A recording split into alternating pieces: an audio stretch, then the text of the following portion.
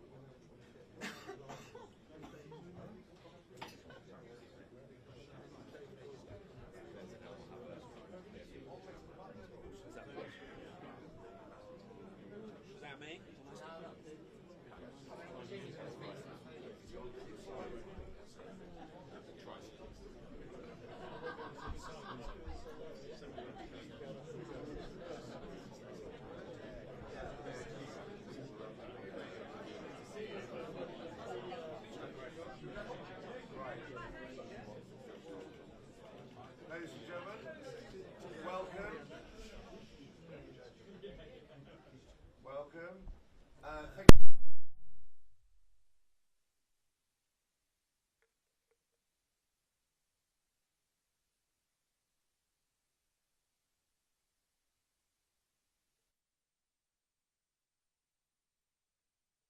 While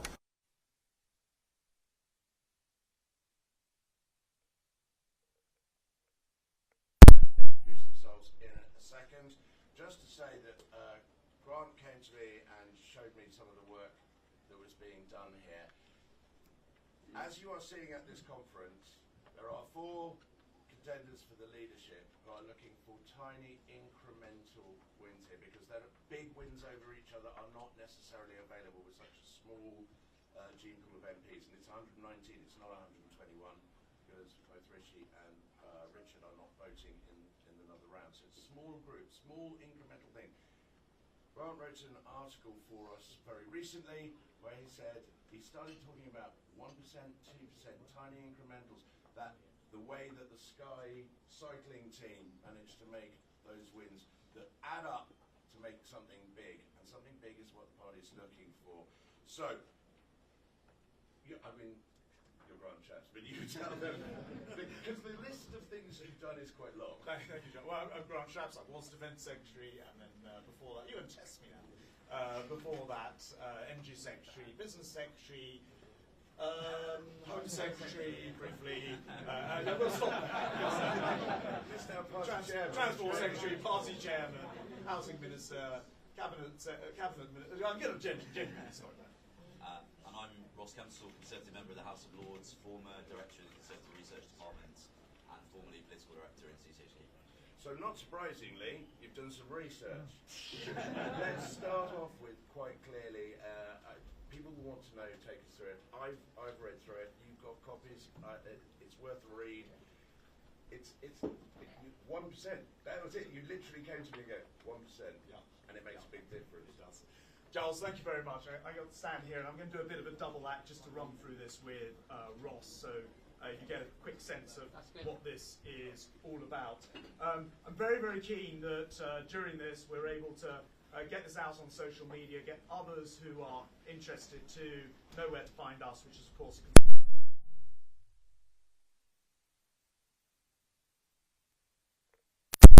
realise, just given the number of people in this room, but the far vaster number of people outside actually enjoying the food rather than being in the room.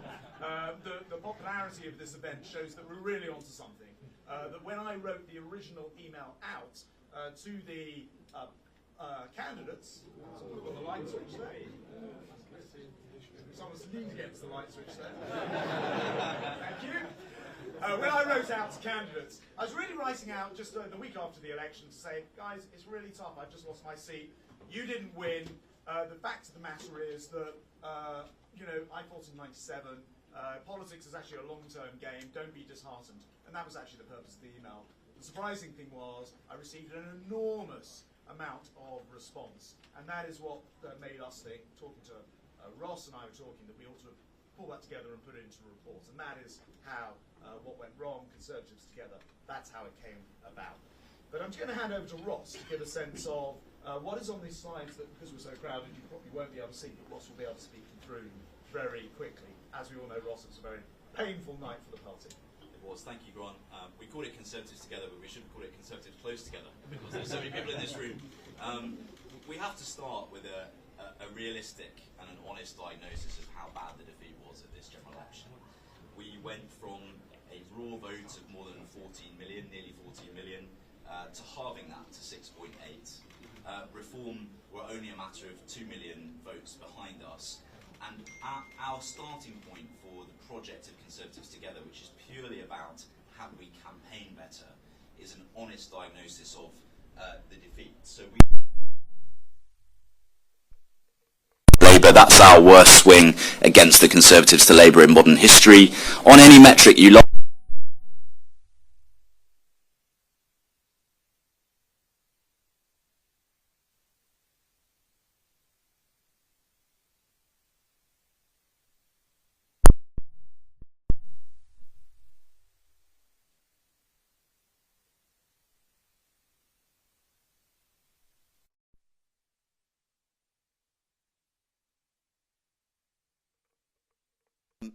The cause for hope is that, obviously, as we know, Labour's majority, Labour's vote is fragile. It's a broad but shallow election for the Labour Party. Our mission in Conservatives Together is to understand that vote, understand where we lost votes, where we had Conservative voters who stayed at home, and diagnose how we can best bring them back to the Conservative Party, irrespective of who is leading the party, irrespective of the policy direction or the very important details that are being thrashed out elsewhere in this conference. So on this slide, we're presenting to you our top-line finding in this report. If just 1% more of the registered electorate had supported us, we would have been the largest party in a hung parliament. And if we'd had just 2% more of registered voters, then we would have had a Conservative majority government. So when we're thinking about how many voters there are in the UK, how many people we can reach, we're ambitious. We want to bring in as many voters as possible to the Conservative vote. We want to be re-attracting the voters who defected or who stayed at home, but also bringing the message of the Conservative Party to completely new voters. And we'll talk a little bit more about that in this presentation. And the chart that Ross talked about is on page 8 of the report. And to be clear, we're not saying that this is easy. It's actually much harder than 1 and 2% sounds like, because those votes need to be in specific areas. And it leads to the point that our votes weren't very efficiently spread, whereas they were for other parties. So as I said, I wrote out to all the defeated candidates, was really blown away by some of the responses, 4, 5, 6 pages of response from individual candidates. We decided that we should do something about it, and then actually pulled together what we found from the report, from that feedback, and came up with 8 different themes, and you'll find those themes in the report itself, I believe on page 12, and this is where we talk about the 8 themes that cause that disconnect. We'll just run through them very quickly for those who don't have the report in front of them. First of all, there was clearly a big disconnect between the national and the local operations. One candidate said what plans we had for leaflet and canvas and fundraise over the summer had to be completely abandoned because of the timing of the campaign. And that theme came through in a very, very big way. The second thing was that our arguments weren't really well framed. So a candidate said to us, the growth of celebrity culture and the super rich remuneration, there was kind of remuneration of sports stars, etc., has left our voters feeling immune to big numbers. So plans to boost public spending or cut taxes by billions or tens of billions, well, that just no longer cuts through. It didn't mean anything to people in their ordinary lives. On the third item, Ross, do you want to pick up here from number 3? We heard really strong feedback from candidates, from campaigners, from activists that they feel the Conservative Party has more to do in engaging many different communities in terms of its conversation with those communities across every demographic, every segmentation, however you choose to understand and map voters. We have more to do as a party. That's one of our key findings. And then on to the next finding, we'll highlight one specific demographic factor, which is age. And I know everybody is concerned about that at this conference as we look to the future. We're working in collaboration with the party and with the infrastructure around the party, including think tanks. We're not trying to replace any think tanks, but you can look at some of the findings, for example, by colleagues at Onward, who have found evidence that there are candidates who are concerned that at the next general election, many of the people who voted Conservative will unfortunately be ageing and that their vote will be reduced. Likewise, we have a huge problem with whether we are communicating and talking to younger voters and to new voters who are thinking about voting for the first time. I'm going to hand back to Grant to go through some more of these findings. Well, one of the really interesting quotes that came back to us through this, but actually originally was from Onward. And as I say, we're not trying to, what we want to do is work alongside other think tanks. So credit to Onwards. This particular candidate said over 2,800 of those who voted for me earlier in the month will not vote Tory at the next general election, not because of any policy or any particular scandal, but because they'll be dead. And the demographics is clearly a big issue for us. Number 5 is that the rural vote has changed. We estimate that in the region of 100 seats in rural areas were lost. Previously, many of them extremely solid. So this is an enormous constituent for us who didn't turn out for us. And number 6 is we need to master social media, not just dabble in it. Extraordinarily, for example, and for many years in advance, the party deliberately and wantingly made sure that we basically ignored the single biggest social media platform for under 30s in this country, which is, of course, TikTok. Meanwhile, as you'll see in the report, we had Reform occupying TikTok and outperforming both Conservative and Labour, not paid through generic organic work because they were on there. Finally, during the election, can someone unlean off the light? Finally, during the election campaign, and again, thank you. Finally, during the election campaign itself, CCHQ signed itself up to TikTok. Far too late. How can you expect to win if you deliberately ignore your voters? And that was the stupidity of our approach towards social media. On to number 7. Yeah. We want to think about candidate selection. It's a debate that's happening in the party. It's rightly in the province of CCHQ. But if you think about the example and the learning that we can have from activists and members at every level who took this party back from opposition into power in the run-up to 2010, many of them will say that early candidate selection, yes, intelligent, careful, well-processed candidate selection, but early candidate selection can make a difference. We are up against a huge incumbency challenge where Labour have more than 400 incumbent MPs. We need to identify target seats. We need to identify the marginals that we believe that we can win. And if we can select candidates there early who have the chance to embed themselves in local communities and campaign, then there are many people who are giving feedback to us who believe that that will give us a better chance. And then we can come on to our final recommendation. Again, there's a huge role for renewing and reinvigorating our voluntary party. I think everybody feels that at this conference.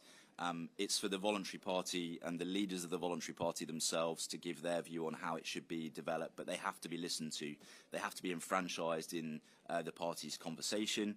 The reason being that many in the voluntary party feel that their associations, their campaigning capability has simply been hollowed out. It's a variety of factors, and it's nobody's fault.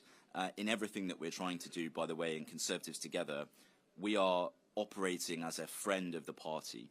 We are not operating in opposition to CCHQ or the voluntary party or any aspect of this party. We need to come together. That's why it's called Conservatives Together, and take the best learning and work in cooperation with developing and rejuvenating our voluntary party.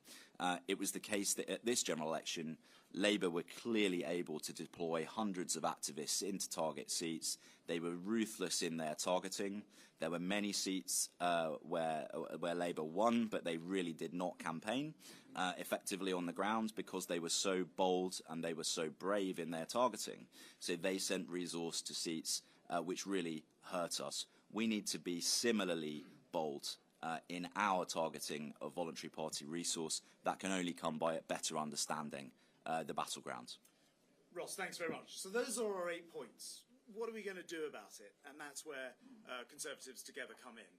First of all, what we are. We're an independent group of MPs, former MPs, candidates, former candidates, actually anyone who is a Conservative. We're laser focused on building the best vote-winning machinery in the world, and that is our objective.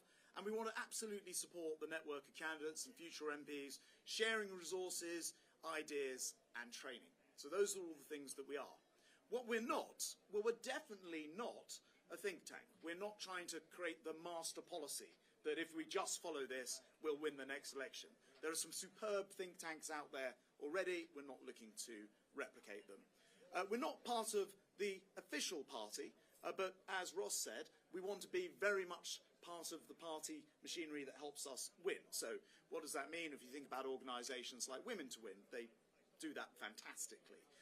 So there are examples out there. And lastly, we're not part of any of the leadership campaigns. We haven't been discussing it with the leadership campaign specifically. We will serve whomever is leader, democratically elected to this party, and we will work with CCHQ in the long run. One very simple example, 10 years ago at this conference in Birmingham, I happened to be party chairman, and you might think, isn't this the work of a party chairman? Isn't this the work of a CCHQ? Let me tell you the work of a party chairman. 10 years ago, it was 5:45 on, I think, the Saturday night in the run-up, and I had to go outside and do a media round to explain what we were going to do about the fact that an MP had resigned and gone to UKIP. That was Mark Reckless, for those who remember. But I was told I needed to get back inside by 6 p.m. because a story was about to break, I think in then the News of the World, that another MP had been photographed in paisley pyjamas, shall we say. The work of, therefore, some people remember that story. The work of a party chairman, therefore, is all about actually managing the here and now, the run-up to the next election. And no one's really doing the longer-term thinking, and that is what we want to do. Ross, do you just want to say a word about how we plan to work? How we're going to work very much grows from the vision of the organisation that Grant has put forward. So we're interested in actually studying what works. We're interested in doing what works. We're interested in practical, effective, pragmatic campaigning that is in support of whoever the leader of this party is, that's in support of whoever the party chairman is. We want to learn from the best examples both around the world and across our party, across the whole country, to learn what skills and techniques, what mechanisms are working in 21st century campaigning. We start from the principle that unfortunately we believe as a whole, as our party, not singling out any particular part of it, but as a party we are not operating at the pace of modern campaigning. And we have to change that between now and the next general election. So we're going to be technology driven. We're going to be understanding how technology is going to change the landscape of political campaigning in this country over the next few years. We want to be experimental. We want to test what works in campaigning. We want to be a place for candidates specifically at every level, whether they're in local government, mayoralties, parliamentary candidates, to be supported and to feel like they're getting support in the skills and techniques of campaigning, not just in how to think about certain issues or how to present themselves as a Conservative. They need practical help. And we also want to have a focus on putting voters first. So this is about improving the Conservative Party's conversation with voters of every segmentation, not focusing solely on the internal dialogue that there is in the party about policy, although that's very important. This is about winning elections. Thanks very much. And we know that candidates go through a lot. Candidates haven't been selected yet, of course. The next election's a long way away. I think our emphasis on both supporting candidates, but also thinking about the elements required in an election in 4 or 5 years' time, and doing that thinking now is incredibly important. I just wanted to play you something. Ever wish you could, like, listen to this. Get inside a political party's war room right after a major election loss? Well, today we kind of get to do that. Yeah, we're talking like raw, unfiltered insights, not the polished spin you usually see. Exactly. We're diving into this internal report from Conservatives Together, CTOG for short, a group that formed after the Conservative Party lost the recent UK general election. Right, it's like stumbling on buried treasure, but instead of gold, it's, well, brutally honest feedback and analysis. We're talking about this document, CTOG Designed Up Draft.pdf, their internal... Thank you. So I wanted to just play you that clip. It sounds like it's an American podcast having a discussion about our CTOG document, our Conservatives document, Together document. In fact, it's an entirely AI-generated interview between two people based on just having uploaded the document. And that is all you were listening to just now. So I make the simple point that in 2029, what we're going to be up against in political campaigning, not just in digital and social media, but in new ways of campaigning, are going to be radically different. Because if that's what's already available today, then you can imagine how that might move out into all different manner of political campaigning. What are we going to do about it? How are we going to respond? How are we going to make sure this Conservative Party is the best party in the country when it comes to winning votes in 2029? We don't know yet, but the work starts today. That's why we're launching Conservatives Together. There's a survey up now, live at conservativetogether.org/survey. Be really grateful for those of you who've managed to obtain the privileged position of being crushed like sardines and heated to 100 Fahrenheit in this room. To go out there and tweet and put on social media the opportunity to fill in that survey. And I'll explain at the end the things that we're going to do on a practical level to move this organisation forward through the autumn and towards the end of the year, and then how you can help with it. But before that, Giles, I'm going to hand back to you because we're going to do a bit of a Q&A. Thank you very much, Inigo. One of the reasons why I was happy when you spoke to me to do this, Conservative Home feels in a very similar place. It is not part of the party. It is independent of the party. It's a critical friend. I think what we've just heard, for Conservatives in the room, I saw lots of nodding. And then for the yellow passes, I am one too, media, it begs a question. I think it's this.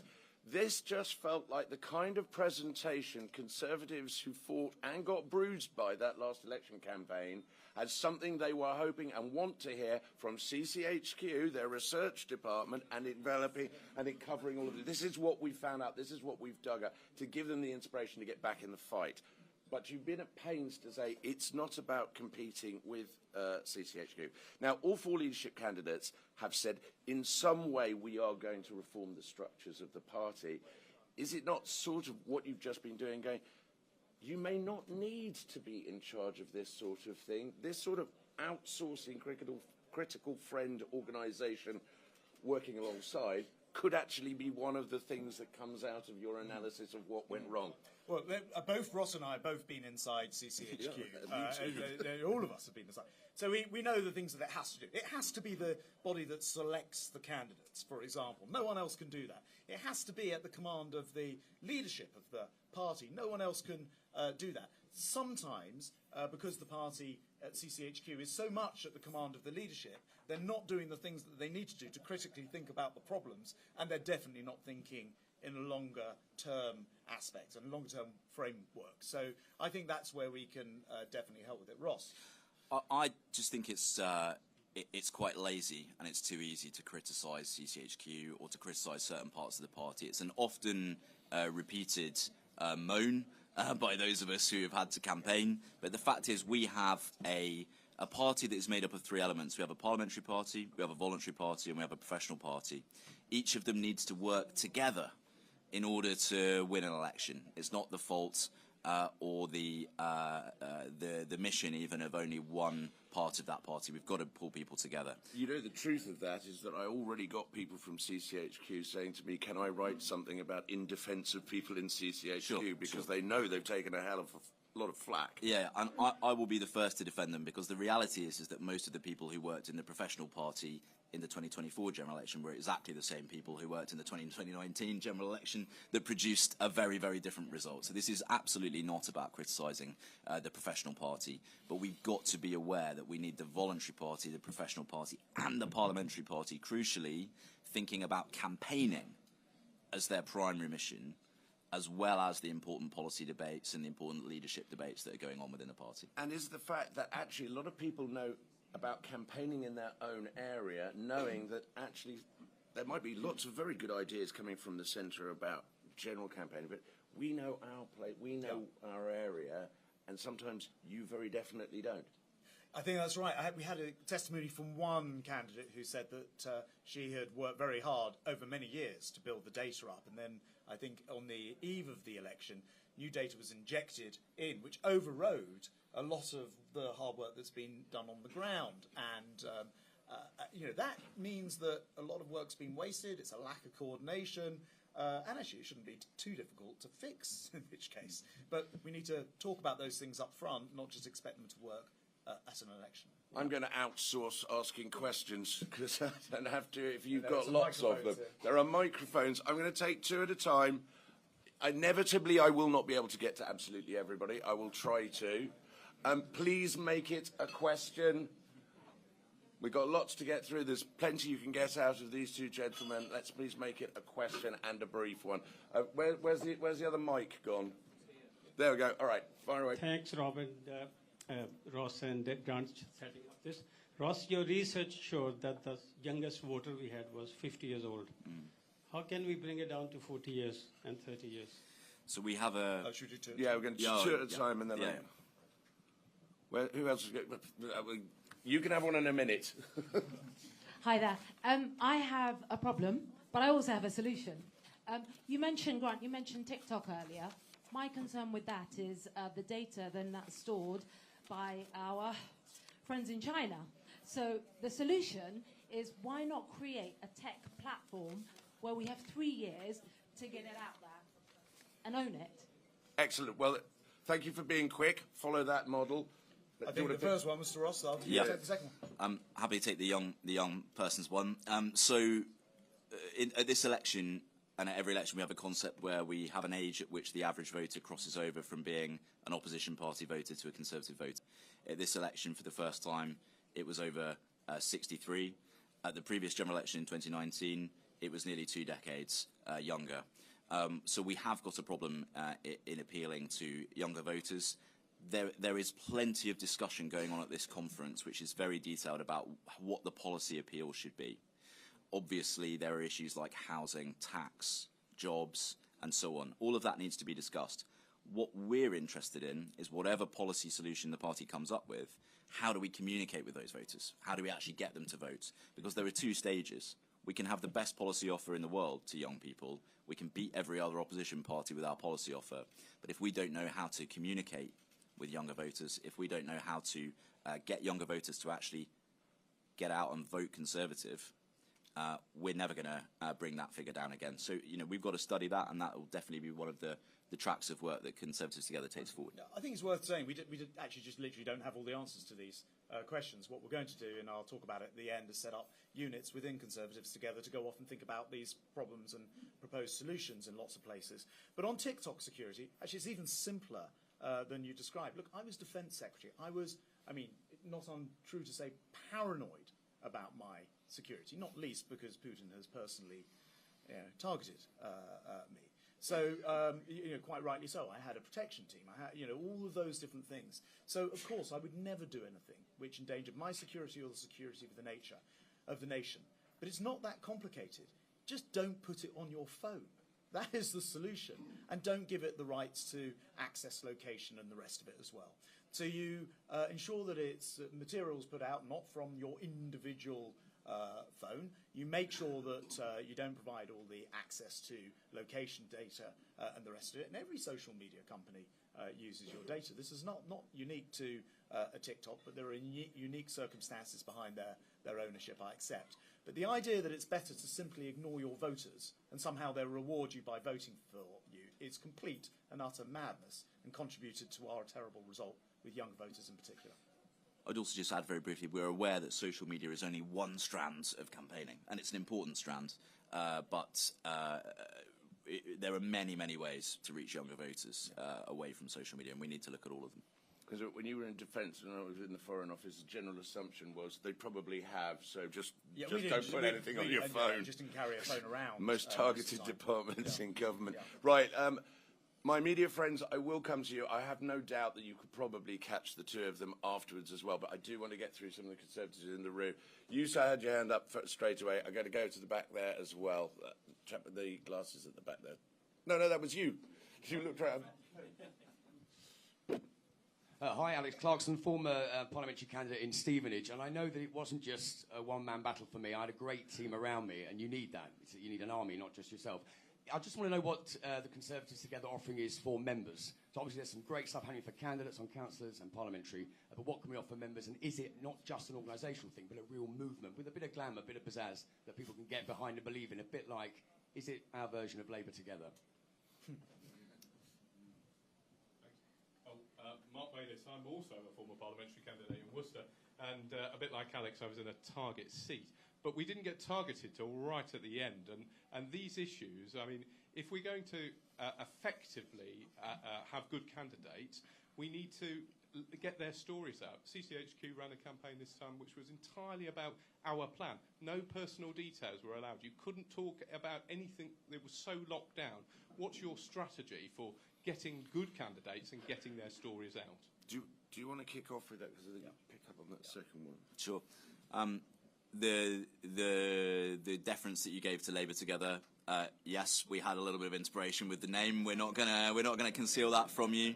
We know that Labour are looking very closely, actually, at this conference and at this organisation because they're worried about the potential that this organisation has to drive forward successful campaigning in the Conservative Party.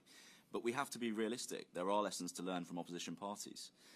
Labour carried out a remarkable recovery over the course of the Parliament, where they deliberately focused and improved and targeted their campaigning in a way in which it's completely possible for the Conservatives to take some lessons from.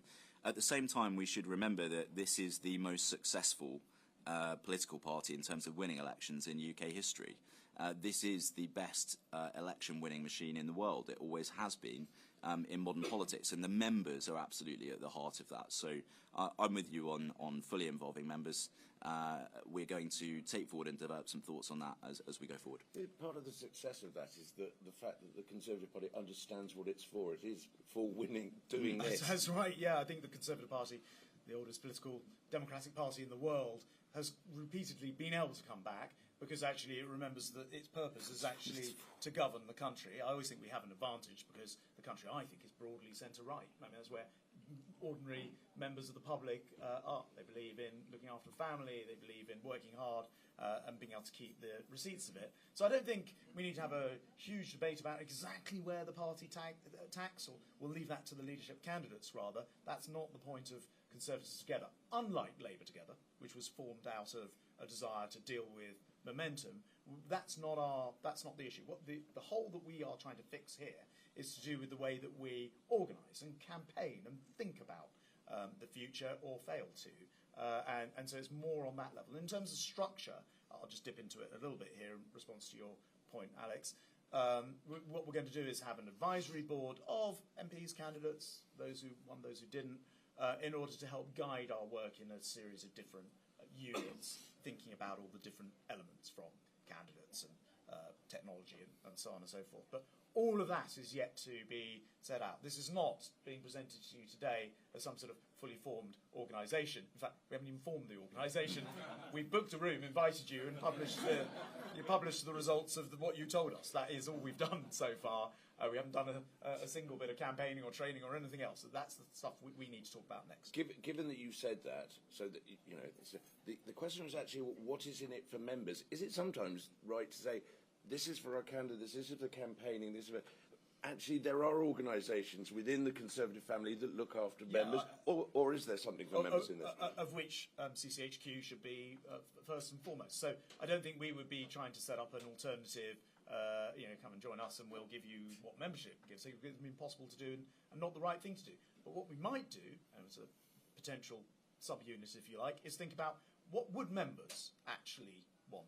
Con Home would have probably quite a strong view about this as well. So we can think through those organisational issues, but we shouldn't be trying to replace things that are already here. And as Ross said, we very much see ourselves in complete support of the objective that we all want to obtain, which is winning at the next election and making that more likely through this existence. Behind you is a man who's had his hand up through that entire answer. So he gets the microphone over, and there's a chap down here. You can have the microphone there. All right, and I'm going to keep whipping through. I'll get one over there as well. Thank you very much. For those of us who were in Lib Dem facing seats, it seemed like CCHQ were sort of very single-mindedly on the attack against Labour. Can I make a plea? Because at the next election we will not be just facing a challenge against Labour, but also the Lib Dems and Reform. So, from a practical measure, campaigning measure, can I make that plea for us to keep that in mind, that we will be battling on three fronts, as opposed to maybe the one that we had at the last election? Thank you. Excellent. Thank you very much. Anthony Seymour, Harrow Conservatives, former councillor and activist. We all agree about the disconnect between CCHQ and the voluntary party. The question is, how do we deal with that? How do we recommend that there is more connection? Because at the end of the day, we can say all these things, but the delivery, actually doing it and making sure that us as a party actually has a say, because we're the ones that know what's the intelligence on the ground. You've also got to bear in mind that the timing of the general election was terrible. I think we'll all agree on that. And that probably explains quite a lot of the issues with candidate selection and winning. And just to bear in mind that if Keir Starmer introduces votes for 16-17-year-olds, I've got a teenage son who's very politically active, by the way, so I'm hearing it from him as well. How are we going to address that? Mm-hmm. Great. That's the question. Right. I'm going to move the microphones over this side for a bit, but while we do that, let's tackle those. Who wants to kick Sure. with it? I'm going to keep my answers very short because I'm aware that the Conservatives Together buffet is being depleted, and there's going to be plenty of people who will want to make the most of it. They're getting food for thought. Yeah. on the Lib Dems, yes, we were squeezed at both ends of the vote in this general election. All I will say is that one of the missions of this group, Conservatives Together, will be to focus in detail on some of the research that will allow us to think about how we fight the Lib Dems and how we fight reform, and think about these problems in depth, and launch those kind of subject-specific studies. Hear that feedback, which is so important, from Lib Dem-facing candidates, Lib Dem-facing activists who know the depth of the issue that we have there. We know that campaigning against the Liberal Democrats, campaigning against Labour, campaigning against Reform are different missions. They're different types of campaigning. We need to be more dynamic. We need to adapt ourselves to those different challenges. So that's something we're going to study in detail. Yeah. And on the Lib Dem seats, I mean, look, I think the Lib Dems were exceptionally good at something that they're normally terribly bad at, and that is using their votes that they do get very efficiently. So they targeted seats and managed to pick up 72 constituencies because they actually focused those on the seats that they had a real chance of winning. In terms of dealing with the Lib Dems, well, I was party chairman from 2012 to 2015. The Lib Dems had in the region of nearly 60 seats, I think, when we during that period. But at the 2015 election, they were crushed down to, I think, half a dozen or so seats. How do we do it? Actually, we were like boa constrictors. We hugged them so tight they couldn't breathe anymore. And we made them almost extinct. So it's not always actually the most obvious thing. It's not always attack. It's sometimes a slightly different process. In answer to the Harrow question, the gap between CCHQ and the voluntary party. I've long since felt, as having been a party chairman, sometimes the party chairman role is underestimated and undervalued, and then you end up suffering as a result. I think the party chairman should always be a full member of the cabinet, for example, rather than a sitting on the side, another. Think back to the Cecil Parkinsons of this world and this sort of thing.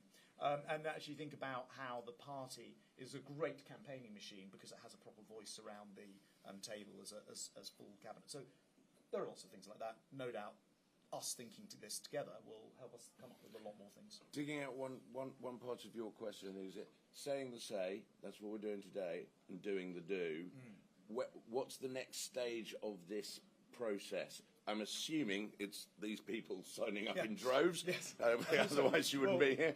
But what's the next bit of the do? Yeah, shall I just dive into that? So at conservativetogether.org, a survey has gone online, /survey, in the last half hour since we started this. And that survey enables people to come and have your own say about what should happen. And what we'll be doing in October, November and December is creating that advisory board. As I said, it will be primarily made up of candidates in particular, whether they won or didn't win, so that we can make sure that the programme is then driven in a way which will actually help us on the 8 different subjects which are highlighted by the report that need to be addressed. So we will set up subunits, essentially, not necessarily in 8 specific areas, that's further discussion required, but in each of the areas, and we'll professionally try to resource the organisation to do that. So we'll be looking to set up a professional structure that doesn't exist. As I say, we're not at that point yet, off the back of this launch to date. And we'll ask people to fill in the survey and express their interest in being part of that process, and then we'll come back in the next month with a series of events and sort of milestones through to the new year to have the organisation properly set up and functioning. This is going to sound a lot nastier than I mean it, but I think it's an opportunity to say it's not necessarily relevant, but some people might say, well, hang on, you're asking us to listen about the methods of great campaigning and how you win, and they said, but hang on, you lost your seat. That's absolutely true, and I was very aware of it, and we actually discussed it. I was very aware of it in the campaign. Look, I lost my seat, but I wasn't alone in losing my seat, and that's why we only have 121 MPs. I think that, either you learn from your mistakes, some of which may have been mine, right? But you either learn from them or you ignore it and you plough on as you were before. And I think this is a great learning moment for the whole party, and that is why I'm pleased to actually want to come back and do something about it rather than could float off into the sunset. Let's learn those lessons. That was painless, so we got that out of the way. Good. Right, you've been asking it, and behind there, that's fine. Thank you very much. I just want to talk a little bit about councillors, because in the run-up to the last election, we lost thousands of Conservative councillors. We lost control of councils. We have a lot of people that left. The active campaigning. Every time you win a council, you probably gain 2 to 3 people. Every time you lose a council seat, you lose 2 to 3. What are you going to do about trying to build that coalition where our parliamentarians and our parliamentary candidates recognise that ultimately their success is based on strong local representation at councils? Because quite frankly, folks, it was horrific last year. And Grant, I'm sorry for you and everyone else lost their seat, but last year 26 of my colleagues lost their seats on one night. Yeah. Can you just pass it behind? There we go. Sorry. Thanks. Jack Bowl, I ran David Reed's campaign in Exmouth next to Rees, where we were lucky enough to get an MP elected by just 121 votes, so I know how important campaigning is on the ground. But like Grant just said, I'm now helping out in Honton Sidmouth, where Simon Jutt ran an amazing campaign and he was unlucky to lose. So it's not the people that lost necessarily that are always to blame. The question I want to ask is based on the discussion we've had about CCHQ. We know there's this discontent. We know it tends to be based in London. We know it tends to be quite centric, and it doesn't get into the local issues. So I'm doing campaigns in Devon, where the big issues we talk about are water sewage, are farming subsidies, linked to the point about the rural vote, and our NHS services, which are a lot more diverse and spread out and harder to get to if you have big accident and emergencies. And the fact people are nodding as I say, that means that other rural constituencies feel the same. How can you guys, which I think is a great organisation, by the way, and I'm really pleased you're doing it, how can you guys make sure you don't fall into the same trap as CCHQ and that you're getting into local communities, rural areas like Devon, where I'm from, and making sure you're listening to the members on the ground who know what the key issues are? Thank you very much. Excellent. Good question. The answers to winning the next general election and to campaigning effectively, the answers are in this party. and they're at every level. They're at the level of the membership, they're at the level of local government, they're in the mayoralties, they're in associations, they're also in CCHQ. They are held within the knowledge and the experience of campaigners in this party. What we need to do is bring them together, and that is why we are launching Conservatives Together, right? It's to bring together the knowledge at every level of the party. And, you know, the sentiment that there are well-informed, effective, intelligent campaigns that can be designed better by the people who are doing them at the local party level is one in which we all naturally feel, I think, in this party, and that is also felt at the centre, by the way. It is not a deliberate dichotomy. We can pull them together and we can learn from effective campaigning at every level. Grant is an experienced enough politician to know that he isn't going to get to leave the room with either Conservatives trying to talk to him about this or all of you. So I'm going to speak. I saw you looking at me the whole time. So Aubrey, you get one. Other yellow badge, go on then. You do that one. I've got one as well. Don't complain. Hello, Aubrey Allegretti from The Times. Ross, you mentioned at the start that candidate selection is rightly in the province of CCHQ. Grant, you said that CCHQ has to select the candidates. There are leadership contenders here who are proposing to sort of blow up the structures for candidate selection and democratise it, give more power to activists. It sounds like you disagree, that you think that CCHQ should continue to grip it very tightly. Can you explain why, and why the candidates proposing those quite radical suggestions are wrong? Let's take two, just like we have there. Hi, Eleanor Langford from the iPaper. We touched on this a little bit earlier about the timing of the election. You know, a lot of this report seems to go into a lack of planning. Maybe the Lib Dems had a better plan. Why do you think the Conservative CCHQ made that mistake? And a quick cheeky follow-up, Grant. Obviously, a lot of this is about, you know, winning seats. Is this a path for you back to Parliament? Never pause. Straight out. So terrible mistake. Shall I just have a run at this, these two first? So, look, first of all, actually, when I was party chairman, we did do some husting-type selections. So what did we call them when we did primaries? That's right. We did primaries, and we tried them around the country. It was quite an interesting experiment, and I did a bit of work afterwards, which I never fully completed because we went beyond the election about whether that was successful or not. And I think one thing that Conservatives Together should be is a really quantitative, data-driven organisation. So we should actually have a look at, did that process work?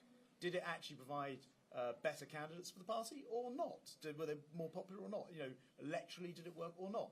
So rather than jumping to conclusion about whether we should have more primaries, let's actually study the subject and come up with a proposal. So again, Conservatives Together is not coming to you as a fully formed, in fact not formed at all, organisation, but let's actually build the organisation to be able to answer those kind of questions and then be able to say to a leader, scientifically speaking, it looks like when we did primaries, the result was X or Y.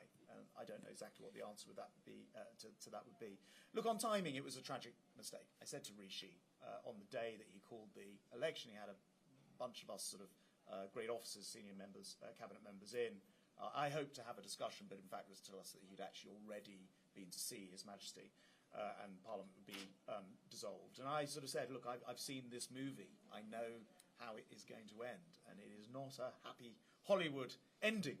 You know, the timing immediately caused problems because if you're going to do a snap election, then make that snap for your opponents, not for yourself. And we didn't have the candidates selected. In fact, we have fewer candidates selected. So there was that disconnect there. So I don't think all of this is any single person's fault, and very, very much not looking to sort of jump on the former leadership or CCHQ or anyone else. But organisationally, surely, there are extraordinary lessons for us all to learn. And on the point of coming back, look, I'm really, actually, I was on the front line for a very, very long time doing, you know, jobs like Defence Secretary where, you know, you are literally on it 24 hours a day. I am really enjoying having the freedom, I mean, literally to be able to leave my house when I want to, which was not something you can do in those roles.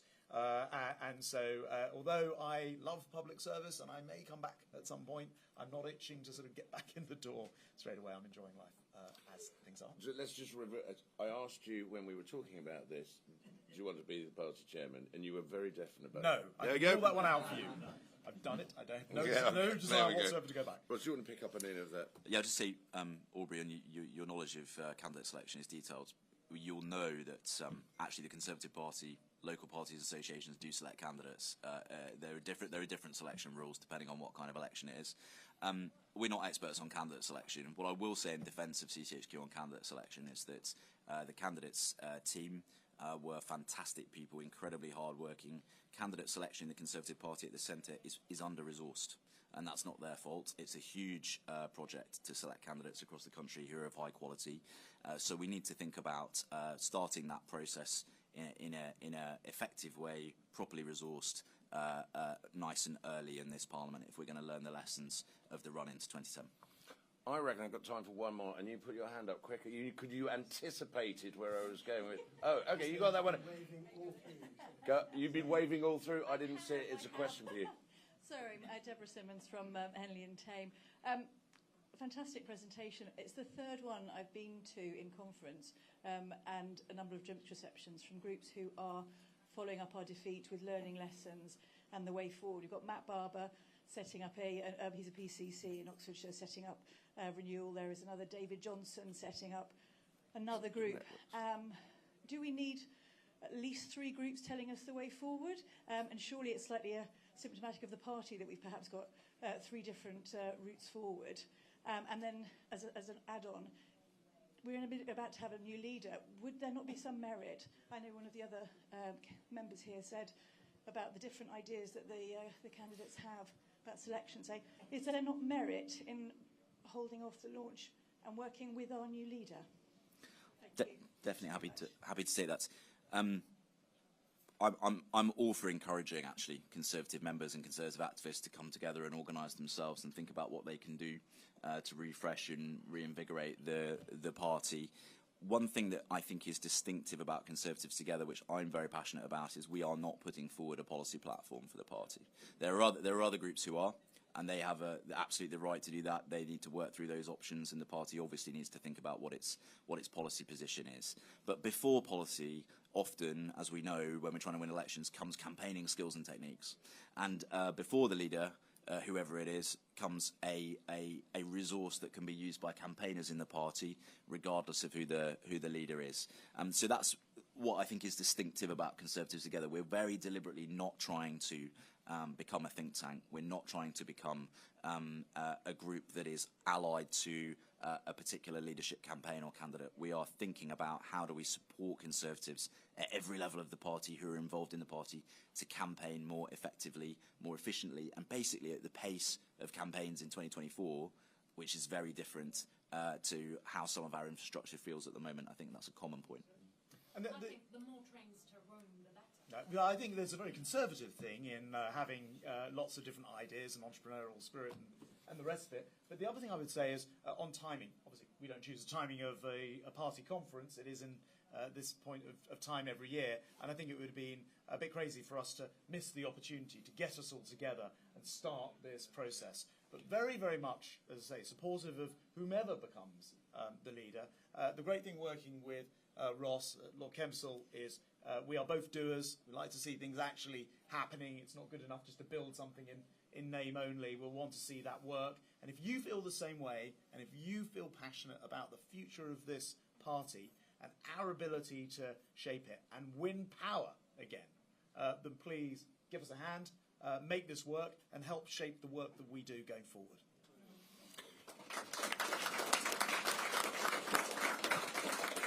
Thank you very much indeed for coming. The whole point of launching something is it's the start. I have no doubt this will continue as we leave the room and on and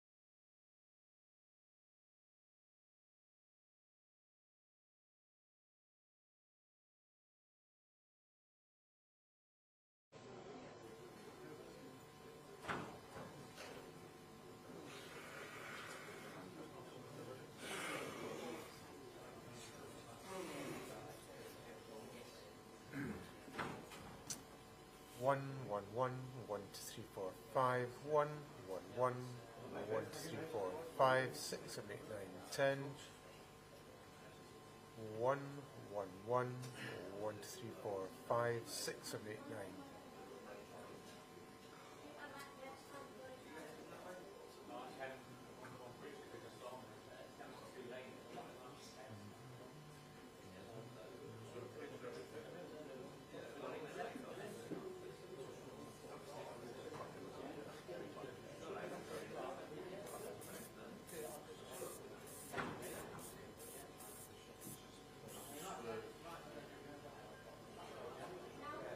One, 1, 2, 3, 4, 5, 6, 7, 8, 9, 10. 1, 1, 1, 2, 3, 4, 5, 6, 7, 8, 9, 10. Okay.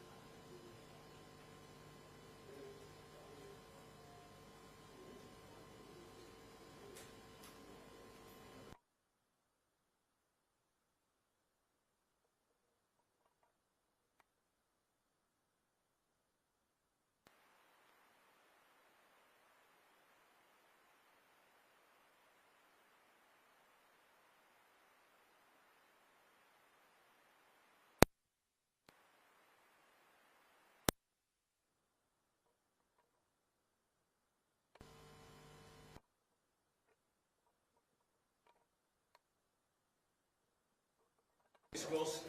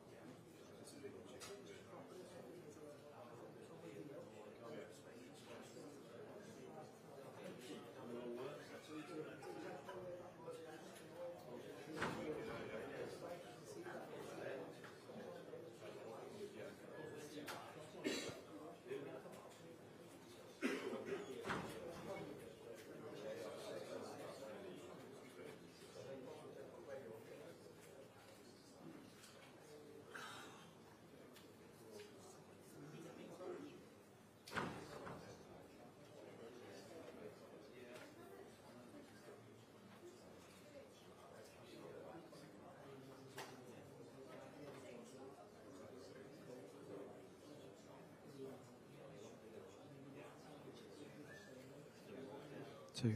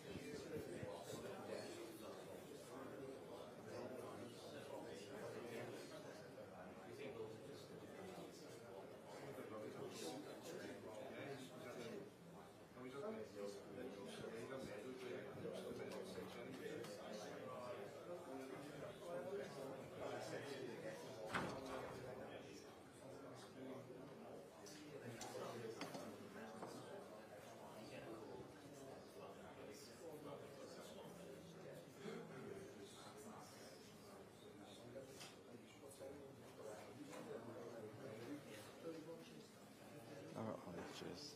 Thank you.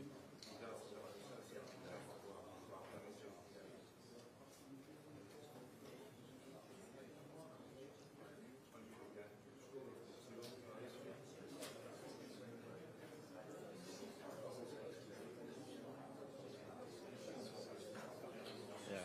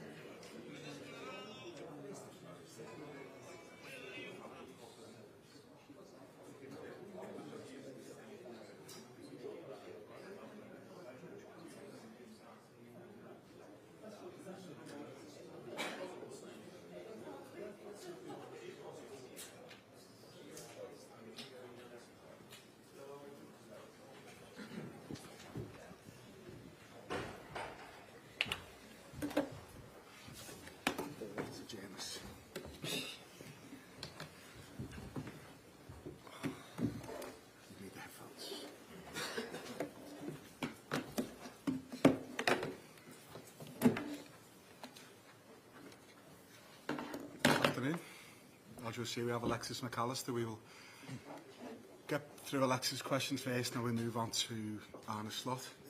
As you can see, we have simultaneous translation. If you could let me know if you want to ask a question just by raising your hand. Thank you. Vinny? Alexis, what do you think you've shown as a group since the defeat to Forest with those 4 straight wins? Yes, I think for us it was very important to see the way we react, and I think we did it very well. Of course, we worked on certain details, let's say,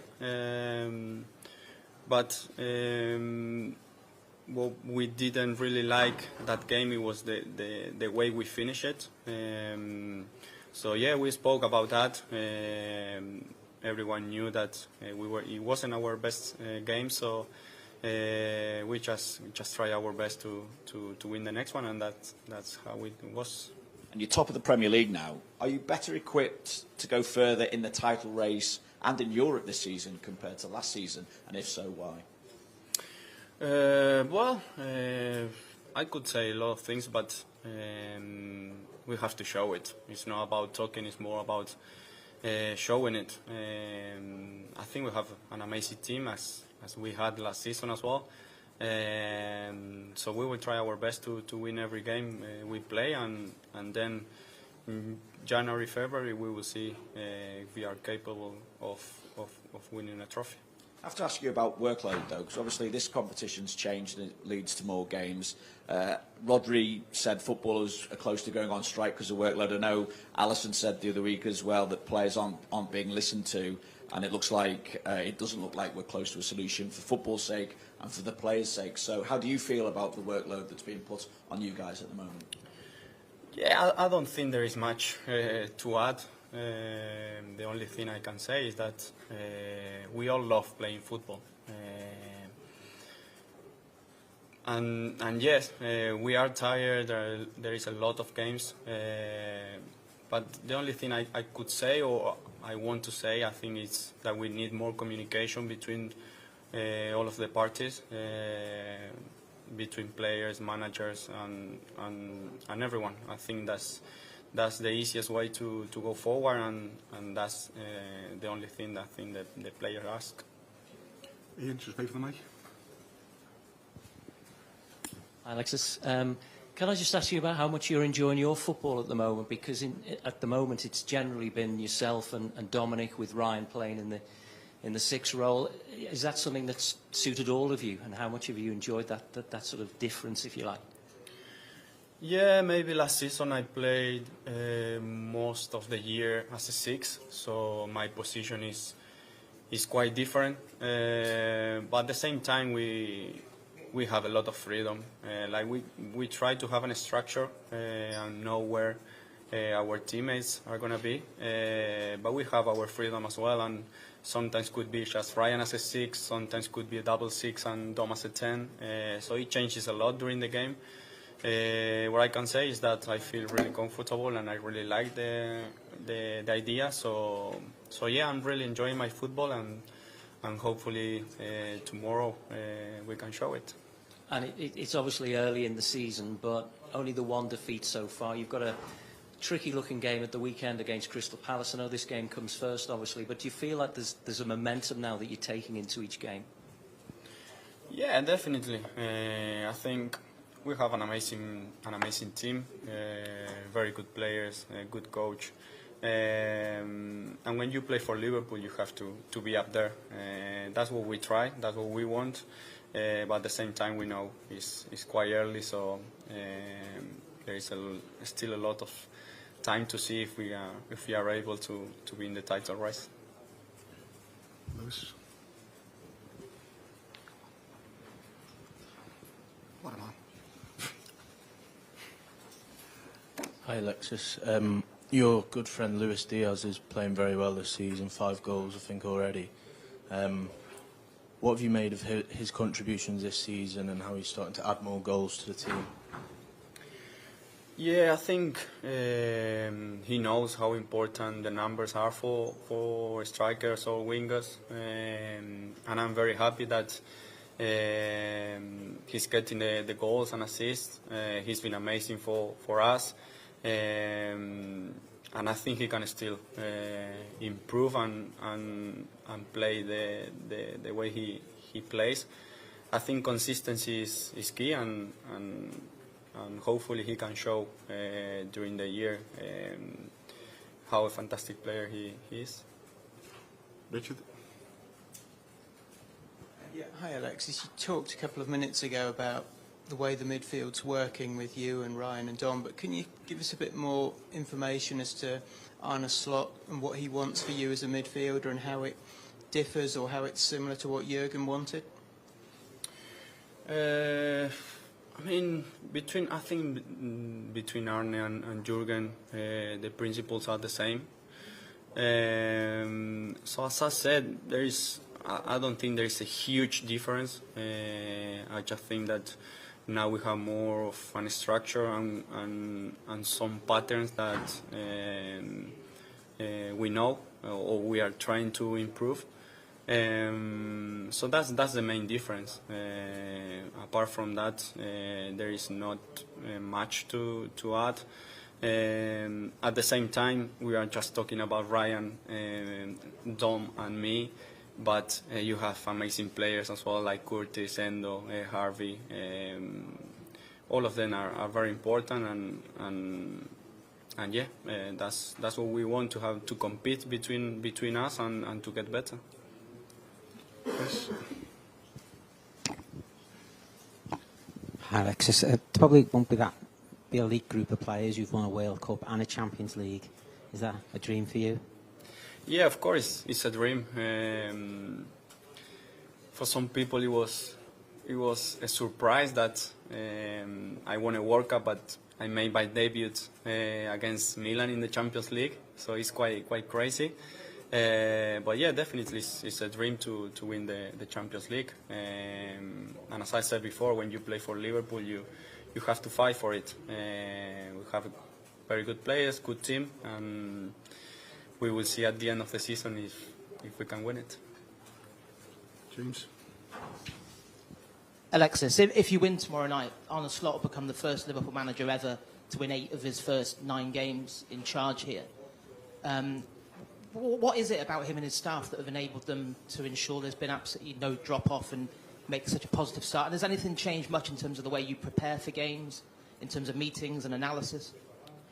Well, now that the games comes thick and fast, then it's a little bit harder to prepare the games as much as we want. But yeah, he definitely is an amazing manager. You can see the way he speaks from the first day. We understood what he wants from us, and I think that's the main thing in a coach. Try to get the idea he has in their players, and I think we are getting there, but there is still room for improvement. Got time for 3 more before the Arne comes in. So Paul, then the gentleman behind, then the gentleman here. Good evening. I'd like to ask something about Bologna. Do you know the team? It's the first time for them in Champions League in Liverpool. Have you studied the team? Do you know something about Bologna? How will be the match tomorrow? A little bit louder. How do you know Bologna? And what have you studied for tomorrow night against them? Yeah, to be completely honest, I haven't watched games of Bologna this year. I know the manager from his time at Fiorentina because I have a very good friend, Nicolas Gonzalez, who played under him, so I know more or less what he wants from his team. And I'm pretty sure that it will be a very tough game. I think we expect the game to be quite physical, so yeah, we prepare it really well, and hopefully tomorrow we can show what we prepare. Paul? Alexis, how much improvement do you think the team has still to come? You've obviously hit the ground running under Arne, but how much more improvement do you think the team has? How much more improvement do you think there is to come? Yeah, as I say, I think there is room for improvement, and we all know, for example, that the performance against Wolves wasn't the best. But I think when you have a manager and when you have a team that realize that, that's a very positive thing. So yeah, I think we can improve a lot. We have to use the quality of the players much more and be defensively good because Arne wants to defend well, and from there we can play the football we want. Last one here, Paul.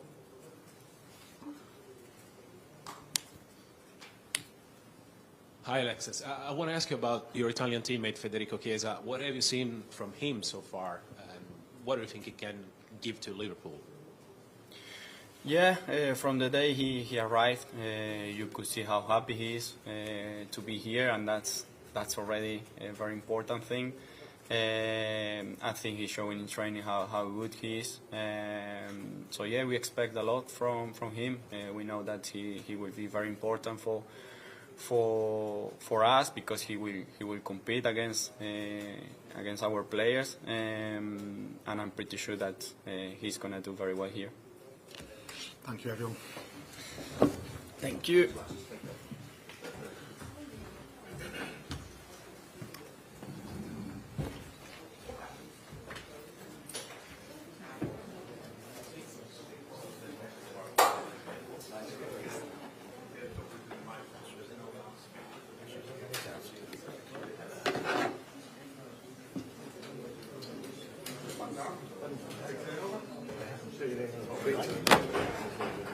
This one? The one, yes, please, boss.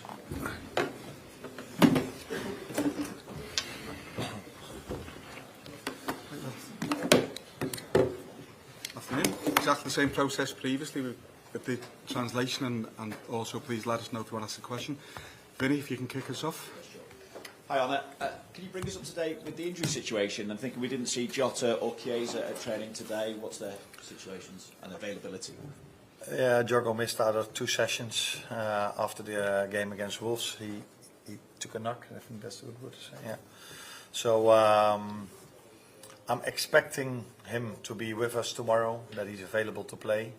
Federico trained with us yesterday. Came in today with some problems, and I'm not expecting him to be in the team tomorrow, which is a pity for us, but of course for him even more. He was looking forward to a Champions League night at Anfield, and especially because we face an Italian team, it's a pity for him, but he will be there many more nights to come for him.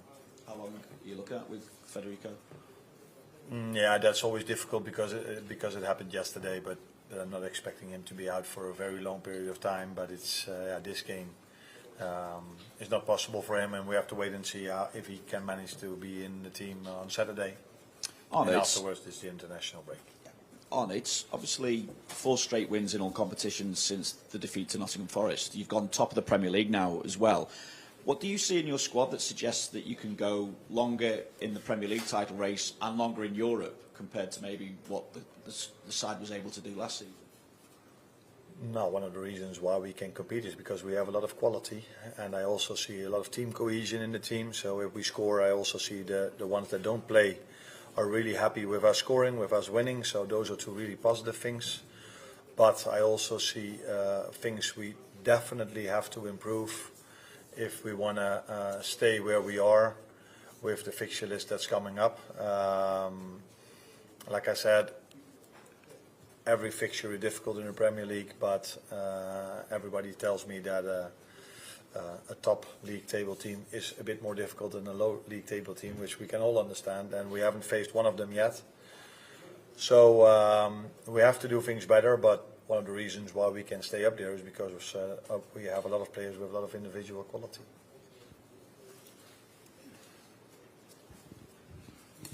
Hi, Anna. In terms of selection, obviously, if you have injuries, then you have to make changes. But generally, you haven't made too many changes this season. But when players have come in, like Cody Gakpo or Darwin Núñez, how pleased have you been with the form that they've shown when they have come in?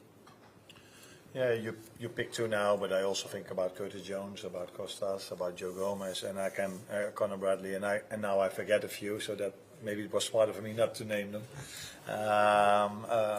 So I think that is maybe the question just a second ago was why can you maybe compete at the levels we are at the moment, and that is because we have a lot of quality, but also we have a lot of quality, a lot of players that can help us. So very pleased to see that every time we need a player that he shows up. But again, with the even tougher fixtures coming up, it's something we still have to prove.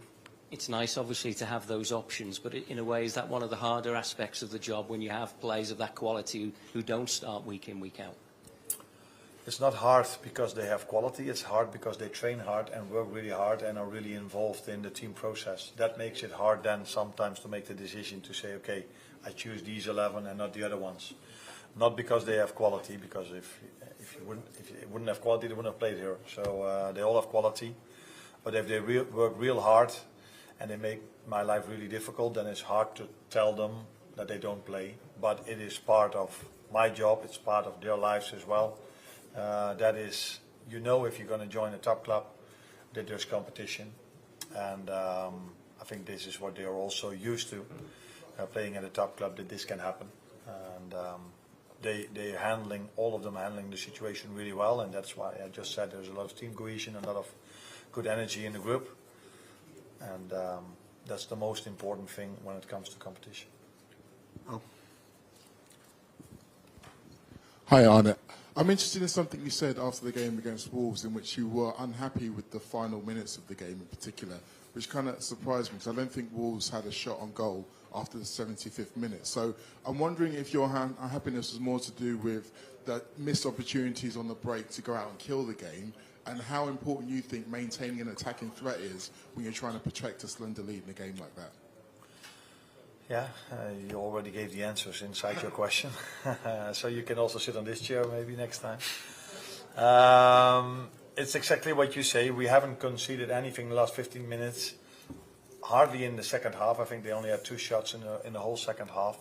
But we lost in promising situations. We lost the ball before it led to a chance, and we lost the ball a few times really easy before it even got to a promising situation. And I think we as a team, if you have that much quality, we cannot accept mediocrity. Is that yes? Yeah. You have to ask from yourself every second of the day, every second of the game, the highest standards that this shirt brings. And we as a staff have to set those standards very clear. And that 15 minutes where we lost the ball so many times in promising position, or moments that could lead to promising positions, is, yeah, maybe not acceptable is the word to use. Yeah. Gentleman next to you, Mal. Oh. Good afternoon. Bologna is definitely the underdog for this match. What did you learn about the Italian team studying it? And what's your main concern about the match for tomorrow? Always lost. What's your main concern about the match? I think Bologna showed last season and this season again that they're a real difficult team to beat, because everybody's telling me they only won once. Yeah, but then I'll tell everyone they only lost once.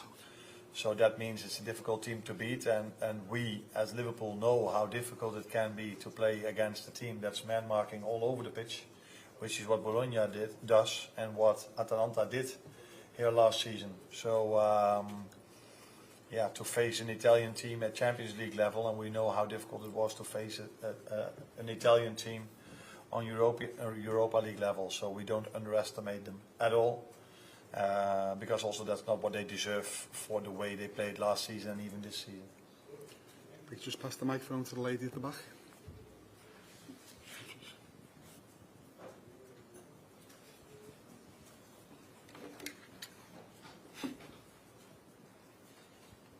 Thank you.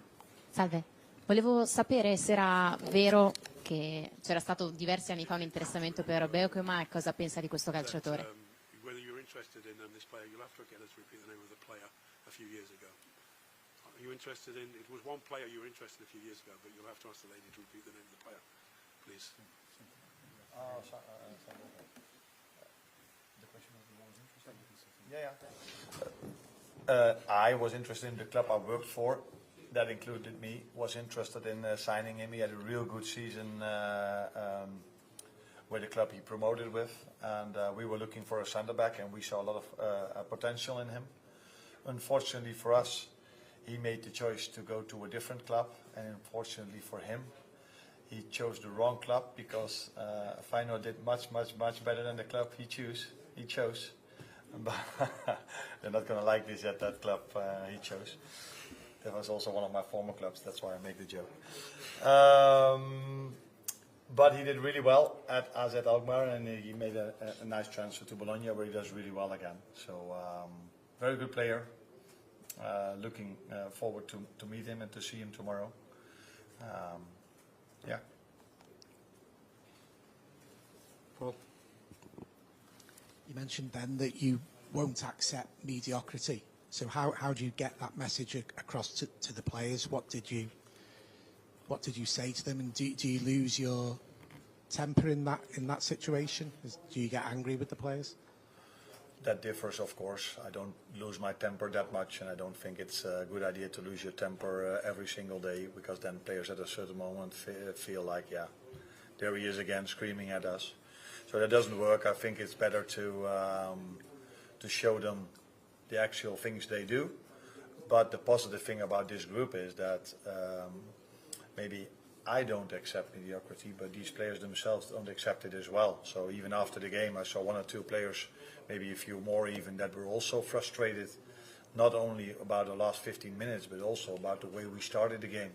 That was also not of the standards I'm expecting from a Liverpool team or from these players. So it's not only about me, it's also about the players, that they do not accept these things as well, or these moments as well, and that's also normal, because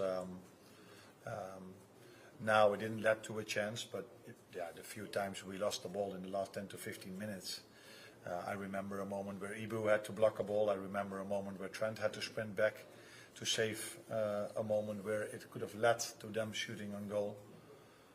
So yeah, it's not only about me not accepting it, the players don't accept it from themselves as well. Last few over here, Carl, then Chris, then gentleman there. Hi, Arne.